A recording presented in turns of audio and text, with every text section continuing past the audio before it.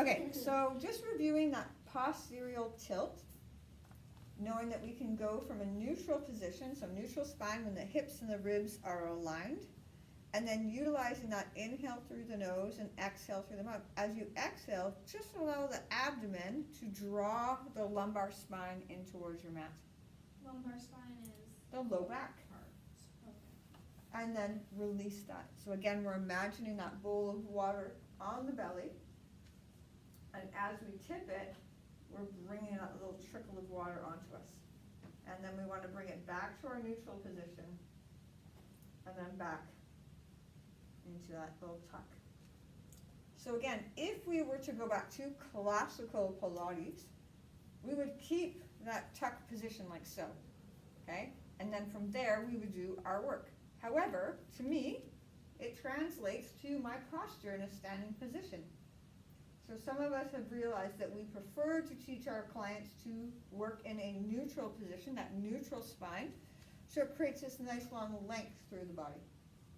So what you're going to do now, as we work through a little of the mobilization, we're going to find your core connections. So thinking about that hand on the chest and hand on the belly, I want you to be mindful of your back bottom ribs staying gently connected to the mat. I then want you to think about melting your ribs so that they stay in line with the hips. From there, take an inhale breath and just exhale your foot slightly off of the mat, bringing it towards the ceiling. Slightly, honey. There we go. And then lower it back down. You're going to inhale one side up and exhale, barely come up. Don't watch her. Don't watch me. Never. Slightly. So like an inch. Yeah. Good. Inhale slightly up. Exhale down. Now when you're lifting, you're trying to get that movement to come from your core. So as you rise it up in that slight amount, find your core doing the work. And that's really tricky because the front of your leg, where that femur bone is, it wants to do the work. So from here, just a slight rise and fall. You can alternate those legs, and you want to slow it down so that it takes you about 5 counts to rise up and about 5 counts to lower back down. This is where we really start fine-tuning things when it comes to breathing. So we talked about that inflation of a balloon in the lungs. If we rush through that, we're not actually getting the full capacity of the lungs to open and close.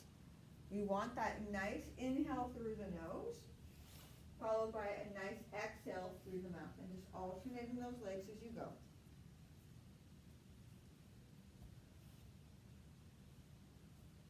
We'll do one more time on each side.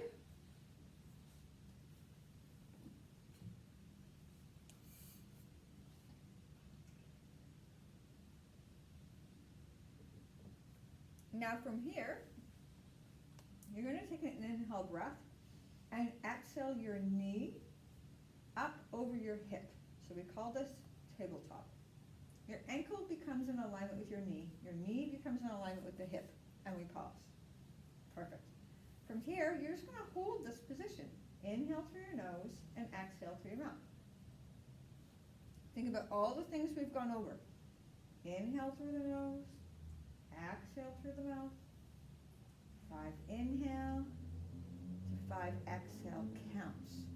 So it's not slow and controlled. Bottom ribs staying connected with the mat. Thinking about that core supporting the leg rather than the front of the hip doing the work. After your next inhale, I want you to slowly exhale your foot towards the mat, but not quite touch down, and then rise it back up. Notice if you start to feel your back wanting to do the work. And if it is, you want to go slower and less movement. Keep the angle of your knee at the same amount, lower from the hip and core. Inhale going down, exhale to rise up. Inhale to go down, exhale to rise. We'll do that one more time.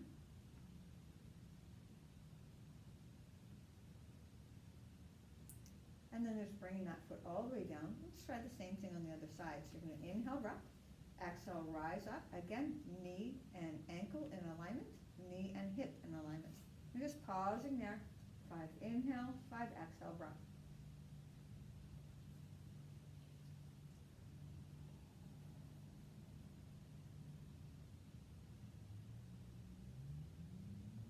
Again, just review in your mind how many counts of inhale, how many counts of exhale.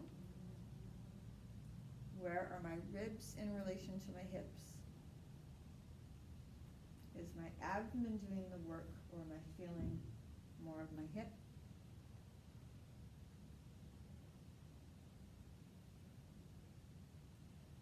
You were doing this, like, whenever I was doing actually performer Pilates, Mhm. Katie was telling me, like, my ribs should stay down. Yes, that's that cue of back bottom ribs staying connected with the mat. So are they up or are they down? Yeah, Like, great how do you question. keep them down? So how I like to get my hands working for myself is when I'm by myself, is do the heel of my hand and then angle it in towards my belly. And that way I can decide whether or not my ribs are actually lifting up as I breathe. So right now, this connection here could just do a slight little melt into the mat. Yeah, Like, roll back. the hips don't actually have to roll. So let's bring your gums up for just half a second. That's a great question. Pop over here for a moment. See if we don't do total bum. If you wanna stand on this side, then you don't block the camera. Perfect. Okay, so question here was, how do I know where my ribs actually are? So, ribs are right here, okay, right underneath my hand, on this one right here. I have my other hand supported underneath her low back, but mostly up by her rib cage. What I want to look for is that her ribs are actually pressing into my hand. Now, go ahead and press into my hand a little bit more. Good, and right here. Push into my hand, right here. Oh. Right here. Yes, there we go, nice. Okay, so now relax. Do the opposite when you want to get your hips involved. Yeah. Okay, see the difference? Relax your hips. Now leave the hips, find just that rib into my hand here. Notice how it just melts and softens the front of the ribs? Use the tip of the hip. Now it actually takes her out of alignment. Okay, so what we're wanting to do is relax here, so that this stays neutral in alignment with her ribs. So essentially, if she took her hand and went like so, it would lay flat. It shouldn't be tipped. Okay, let's go back to your same spot again. Good? Okay. So we've done one side, we've done the other side. You're on camera. I know. So from here, you're going to go into your tabletop position again. Take an inhale breath, and exhale your left leg into tabletop. Inhale, and exhale the right into tabletop. You're gonna hold. Nice long inhale, nice long exhale. So again, practicing that length of inhale, practicing that length of exhale, ensuring your knees stay over top of your hips, ankles in alignment with the knees. Hold.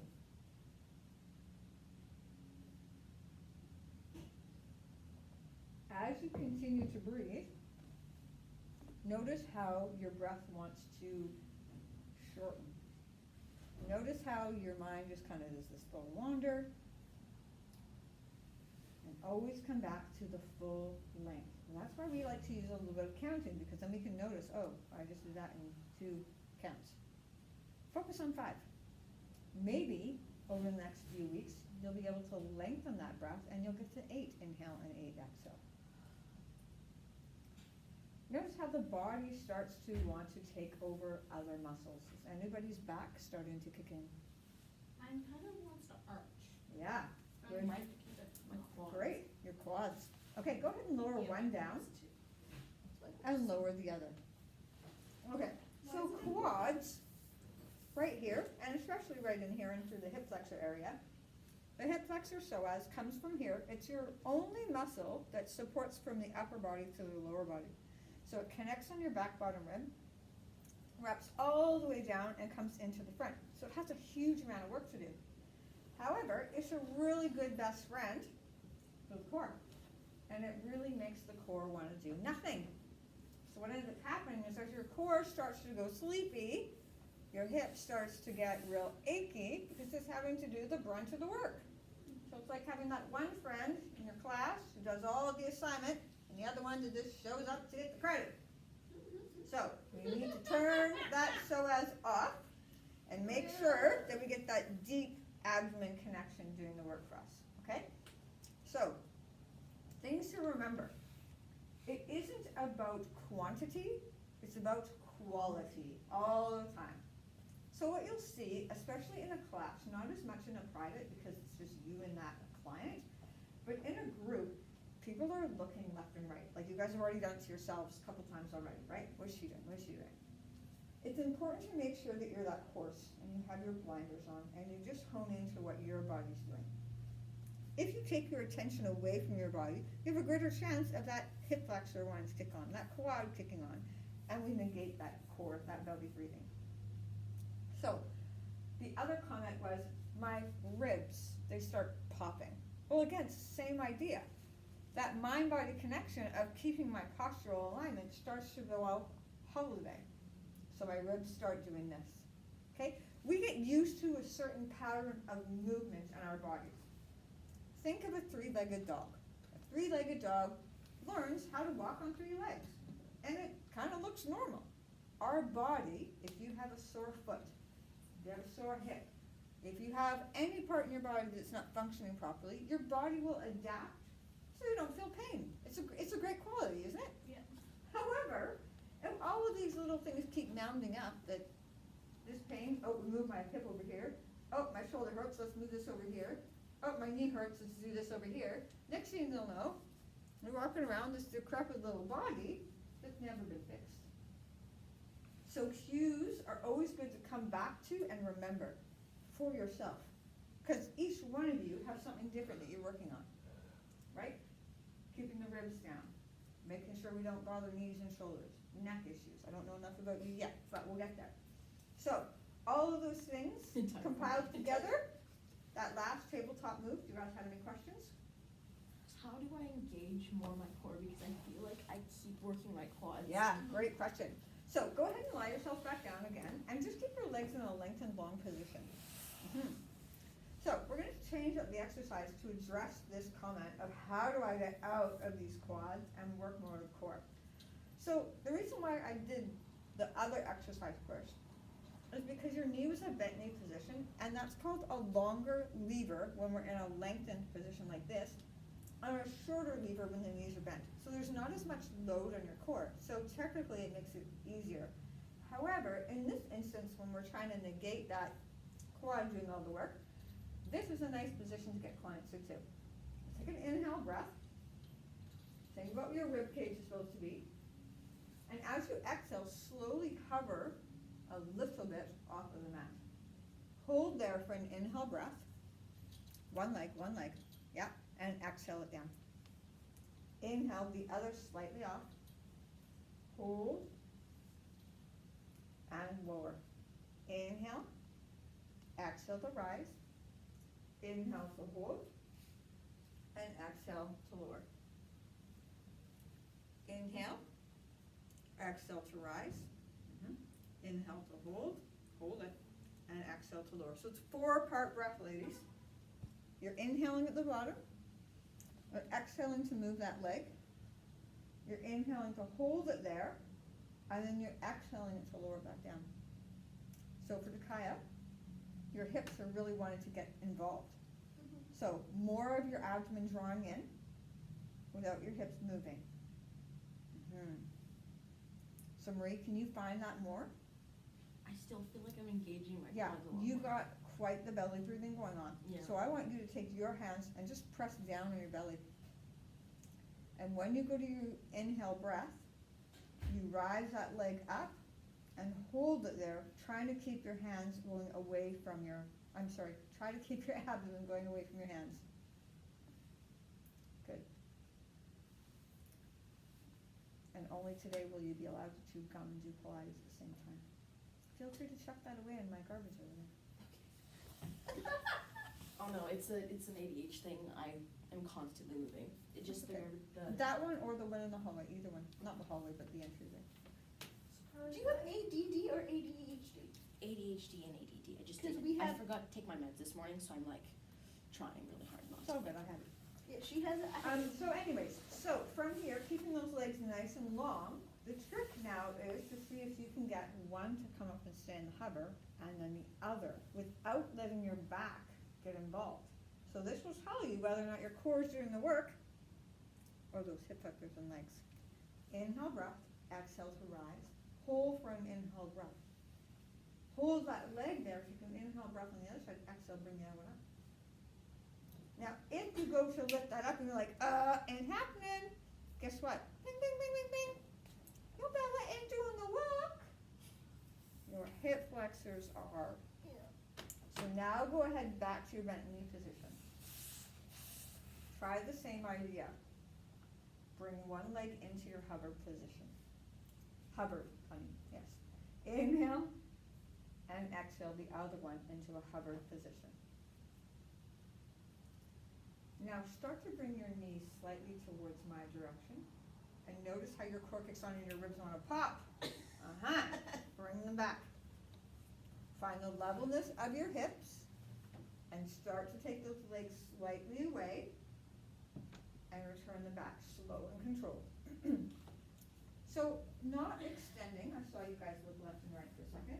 You had it right when you're just allowing them to go down from the hip and rise back up. Yeah, and down. And good, utilize that breath.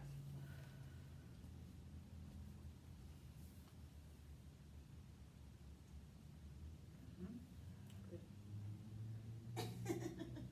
I know, but it's finding that core. One last time to lower and lift. Good, and then we're gonna pause there and go back to our little worksheet.